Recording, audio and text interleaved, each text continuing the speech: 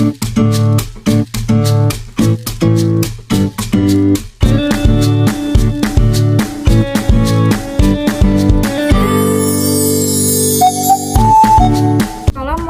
warahmatullahi wabarakatuh. Nama saya Anti Diwanti dengan NIM 112110092, menjadi mahasiswa di tengah pandemi Corona.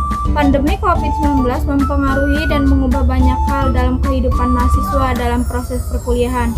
Kuliah daring menjadi salah satu solusi agar proses belajar mengajar tetap terlaksana di tengah wabah virus Corona yang semakin meluas. Di tengah pandemi COVID-19 yang puncaknya diprediksi pada pertengahan bulan April, dalam menjalankan kuliah daring ini, beberapa hal kiranya perlu diperhatikan agar aktivitas belajar mengajar dapat berjalan dengan efektif dan nyaman.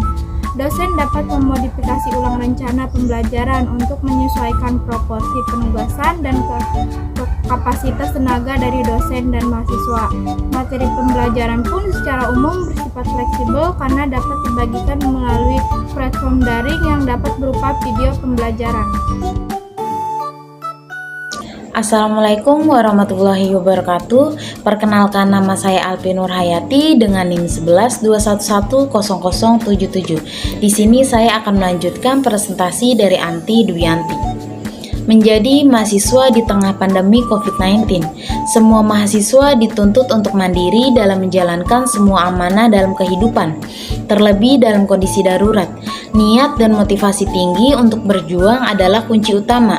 Anggaplah kondisi ini sebagai cara untuk sama-sama belajar menghadapi masalah dengan tenang dan tidak panik.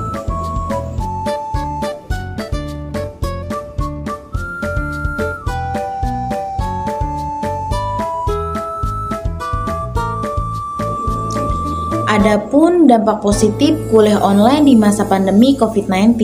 Yang pertama, kelengkapan bahan ajar dari dosen. Pada saat perkuliahan dilakukan secara offline, mahasiswa dituntut untuk mencari beragam materi sendiri, baik di perpustakaan maupun di toko buku. Yang kedua, mahasiswa mudah menyerap ilmu. Salah satu sisi positif kuliah secara daring adalah kemudahan mahasiswa dalam memahami materi ajar. Yang ketiga, manajemen waktu lebih baik. Perkuliahan daring membuat kita bisa menghemat waktu. Assalamualaikum warahmatullahi wabarakatuh. Perkenalkan, nama saya Aya Nadia Putri dengan NIM 112110035. Di sini saya akan menjelaskan dampak negatif dari kuliah online. Dampak negatif kuliah online di masa pandemi COVID-19 yaitu yang pertama, mahasiswa kurang memahami materi mata kuliah yang diberikan oleh dosen saat menjalani kuliah secara online. Yang kedua, rasa malas juga memberikan dampak negatif karena mahasiswa telah merasa nyaman melakukan kuliah secara online. Yang ketiga, stres juga menjadi dampak negatif lain yang dirasakan oleh semua mahasiswa. Selanjutnya yaitu perekonomian menurun. Penghasilan masyarakat yang menurun karena pandemi menyebabkan sebagian besar sektor usaha mengurangi aktivitasnya atau tutup total. Angka pengangguran pun meningkat. Untuk menjadi mahasiswa di tengah pandemi COVID-19 seperti ini, mahasiswa harus pandai memilih suatu universitas yang murah dan berkualitas. Universitas Pelita Bangsa berlokasi di Cikarang.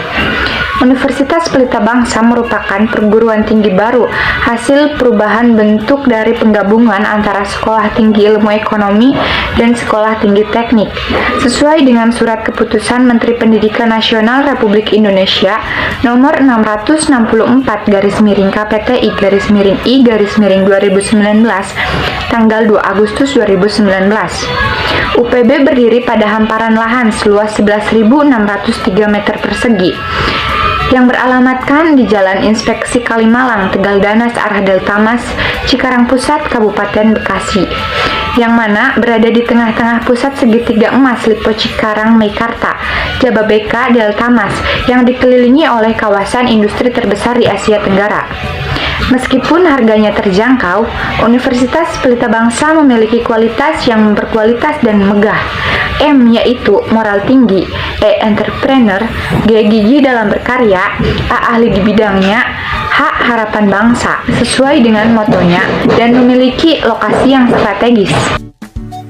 Perkenalkan, nama saya Kamila Tunisa dengan NIM 1121102117. Di Pelita Bangsa terdapat beberapa pilihan program studi atau jurusan yang tersedia. Yang pertama ada D3 Akuntansi, yang kedua ada S1 Arsitektur, yang ketiga ada Bisnis Digital, yang keempat ada S1 Bimbingan dan Konseling Islam, yang keenam ada S1 Ekonomi Syariah, yang ketujuh ada S1 Ilmu Hukum, yang kedelapan ada S1 Teknik Informatika, dan yang terakhir ada S1 Kewirausahaan.